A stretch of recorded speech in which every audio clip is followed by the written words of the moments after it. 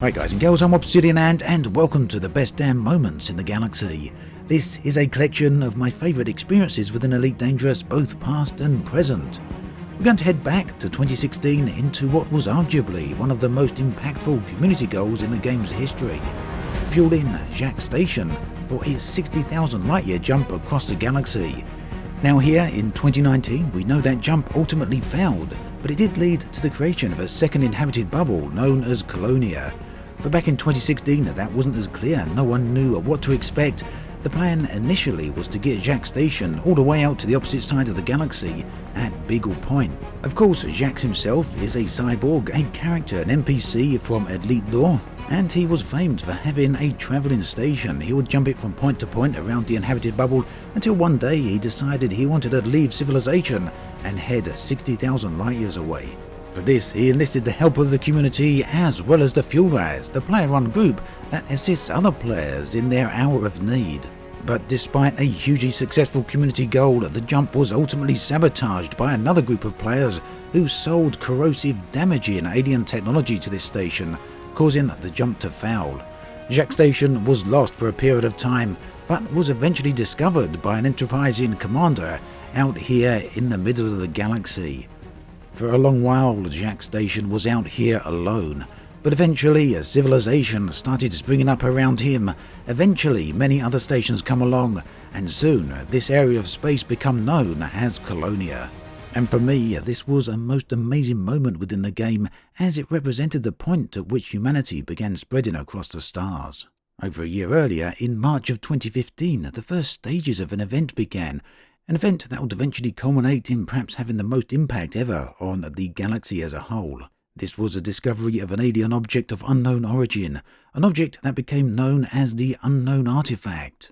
As rumours of this object began to spread, players banded together in order to locate and retrieve said artifact. Initially these things were extremely rare, but over time they were discovered in greater and greater numbers. Not only were these objects alien in appearance, but they were also alien in behaviour. Eventually it was discovered that within their audio patterns, Morse code was revealed. These transmitted the artifact's location.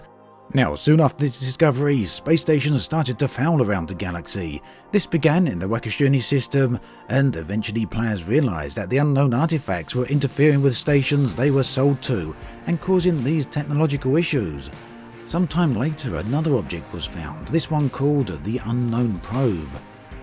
When players interacted with the probe using the Discovery Scanner, they received the most unusual response.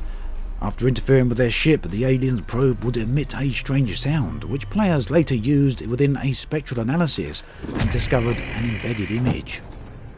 After a lengthy study, the community discovered that the image contained coordinates that were believed to point to a system in the Cold 70 sector, a region of space that to this day remains permit-locked. For me, these moments added to the mystery of Elite Dangerous. Many suspected that aliens were involved, specifically the Thargoids, but that wasn't to be discovered until quite some time later. Elite Dangerous's narrative then, whilst extremely slow to unfold, can be very compelling and certainly pull players along.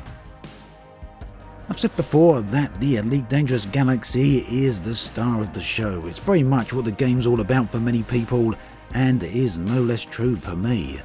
It's a vast galaxy that has over time expanded, not in the sense of the number of stars that are here, but rather in terms of the areas that are discovered and the relevance they have to players as a whole. We've already touched on Jacque Station and the creation of Colonia, but it all started here in the Solar System, way back in the pre-release days of the game, in early beta. In those days, the players only had access to a limited number of systems, a few dozen in fact, and they were all limited and contained within a pill-shaped bubble, a bubble that you couldn't leave the borders, a very contained area. And it's likely that this marked the origins of the phrase the bubble, the term used to describe the inhabited area of humanity and civilization. Throughout the test phase of Elite Dangerous, that bubble expanded until eventually the borders were dropped, revealing the entire galaxy.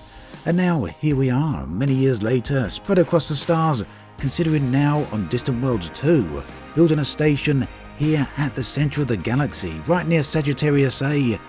And this, for me, is perhaps not only one of the best moments in the game, but one of the best aspects of Elite Dangerous full stop.